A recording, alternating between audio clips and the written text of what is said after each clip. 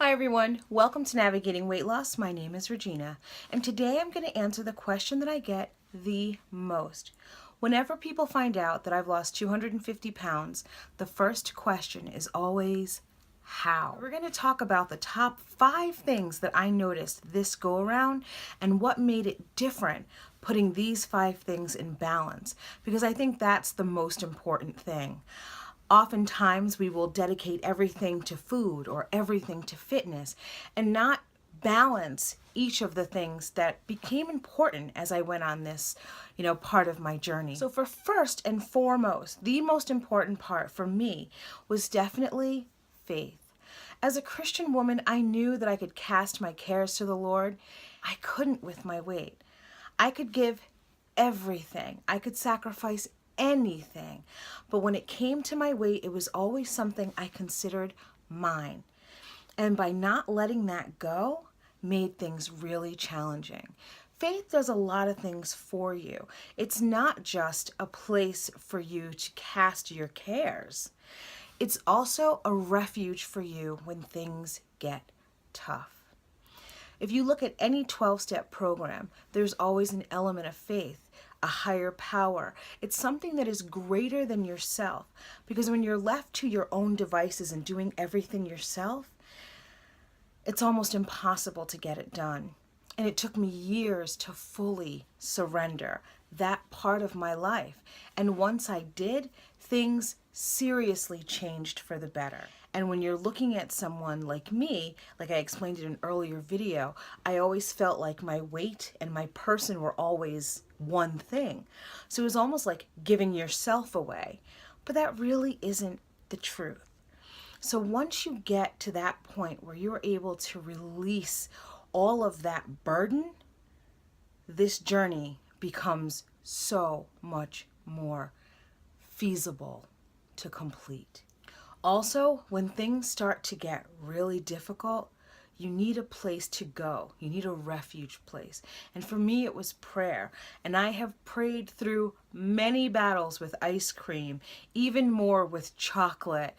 And just the fact that how I always problem solved with food, I needed a way to do something different. But the first thing for me, most important, was my element of faith in facing my weight. The next one is family. And I'm going to look at your family as not just your blood relatives, but I want you to think of it as like an inner circle and an outer circle. And we're going to start with your inner circle first. For me, my inner circle was my husband. He's an adult that I live with. We share everything together. He needed to understand what I was doing, why it was important to me, and how this was going to work. In the case with weight loss surgery, there's a lot of moving pieces. There's a lot to understand. And you'd be surprised at the level of misinformation and miscommunication that exists out there. So I needed my number one inner circle member with me. He had to understand this, not just so he could take care of me when I came home, but that he understood what was going on inside my body and also the changes that were being made inside my mind. I needed him to understand that. My other person of influence was my mother. Although she doesn't live with me, I spend a lot of time with my mom. And a lot of that time was spent in restaurants. So we needed an understanding as well. She needed to know what this procedure was going to be like. And I'll tell you that when I was first exploring weight loss surgery, both of those people were not fans. And I had to make sure for me that these two were on board. They needed to understand what I was doing. So I took my husband to the information session to make sure that we were on the same page. What happened in that meeting, that first info meeting, was amazing. Not only did we get the ins and outs of the surgery, Jeff got to understand, especially as a man without a weight problem, he got to understand more of how I was feeling, things that he never realized and I couldn't articulate. So when we left that meeting, he said, if you want to do this, I'm in. Whatever you need me to do, I'm here. Let's do this. That was critical for me. For my mother, I had to take her to another info session. Medical center, they have these mandatory support group meetings that you have to go to at least 2. And I think they're amazing. I've gone to way more than 2 because they give you a whole snapshot of people in different parts, different phases of this trip. So you've got people who are pre-op, like I was with my mom. Then you've got people who have just had surgery, people who are old timers with surgery, and they're all there in different stages. But they got to see how this process works from beginning to end. So when she saw so many people, and there were a lot of people in that room that were happy, healthy, successful, she kind of turned a corner with that. And having those 2 people on my side were so important. So I want you to think of your inner circle people as your significant other, any parental influence, your best friend, those people who will have an influence in not only what you're doing, but also this lifestyle change that you're going to make. Those are your people. Your people should understand. Your outer circle people are going to be people like your coworkers, your acquaintances. If you choose to tell them, great. If you don't, doesn't matter. People will have opinions and they will freely share them with you. Trust me, they will freely share them with you. Worry not about the outer circle. Don't do it. Don't do it. If you feel like someone is receptive to listening to the truth about your surgery, by all means. If not, gracefully walk away. Save yourself. There's just a lot of misinformation, and everybody knows somebody who knows something that happened. Another note about your inner circle. If your spouse or your people of influence are not on board, it does not mean that this whole thing is doomed to failure. Not at all. It's just going to take something that is already going to be hard and make it a little bit harder.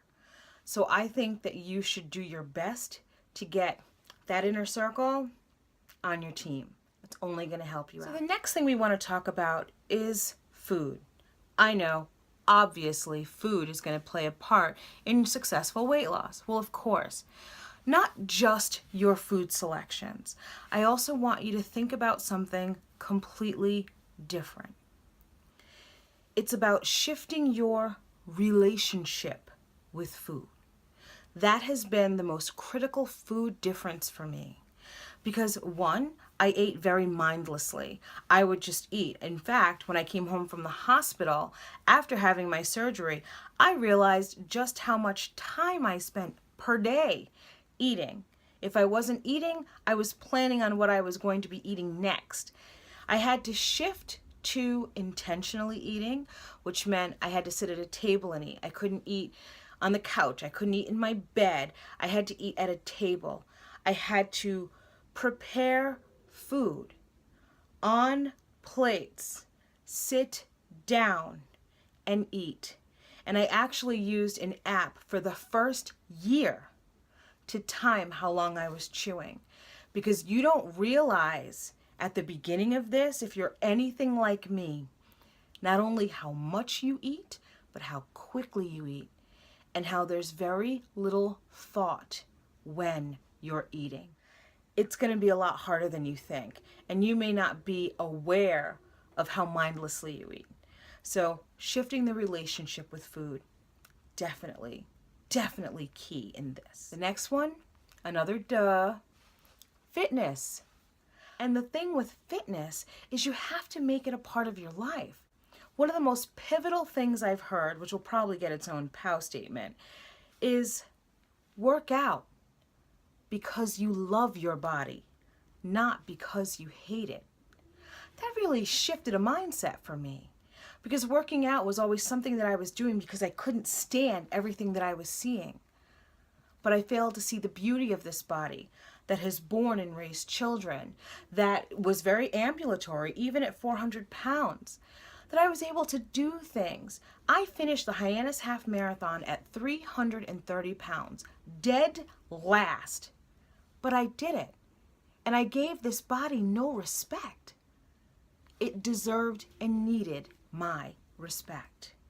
So fitness, you've got to work it in a way that it becomes a part of who you are, because you love who you are and you want this vessel to be in the greatest possible shape it can be in. So you've got to get your fitness moving forward ever so slowly every day. And some days it's going to feel like you are getting nowhere. But trust me, even an inch is somewhere. Progress is progress, no matter how small. Never forget that. So start wherever you are with a sole goal of getting this much further the next time. And trust me, your steps will become miles. I promise. I am living proof your steps will become miles in no time. Just stay with it. Faith, family, food, fitness. And now here's the big one. This is the one that a lot of people don't like to talk about, but we're going to have this conversation today. It is feelings. You may be surprised at how much you eat your feelings. I remember reading somewhere that overweight people were secretly angry but didn't express themselves. And I was like, that's crazy. I'm not mad about anything. Then I started really looking at my life and realizing how I was stuffing down anger, resentment, bitterness, fear, anxiety. All of these feelings were being shoved in. And as I was getting bigger and bigger and bigger, I wasn't even realizing that I was doing it. It didn't get its full impact until I lost my ability to eat the way I used to with surgery. I had to start feeling my feelings. And for someone who used Ben & Jerry's as their sole method of coping for 30 years, that became a challenge. I remember watching that TV show, Intervention. They would talk to the addicts, after they were in treatment for a little while. And they were always stymied by their feelings because they never really felt them before. And I was like, wow, I wonder what that would be like. Dude, I was living it and I didn't even know it. That's exactly what I was doing. But I didn't realize the depth of how I was ignoring these feelings, just quelling them with food until I lost my ability to do that. And I had to start speaking up for myself, saying things that I felt, working through my emotions in a way that wasn't immediately damaging or cruel. It's a process, but it's something that deserves your absolute attention. It's a process, but it's something that deserves your absolute attention. And I just watched an episode of My 600-Pound Life the other day, and it was breaking my heart because this poor woman could not understand the depth of her emotions, how they were tied to her food. And the therapist tried to reach into her, to let her see, to kind of open up and pull out this information. There was so much freedom there waiting for her. And she couldn't let go. She couldn't see it. And I just prayed for that woman, how there's so much freedom in just letting go. And then learning how to feel these uncomfortable feelings that you've always quelled with food. So those are the big five: faith, family, food, fitness, feelings. When people ask me, how have you done this? That's how. Those 5 little F words in balance with each other has made the most tremendous difference in my life. And for that, I am truly grateful. There's more to come. Thanks. Bye-bye.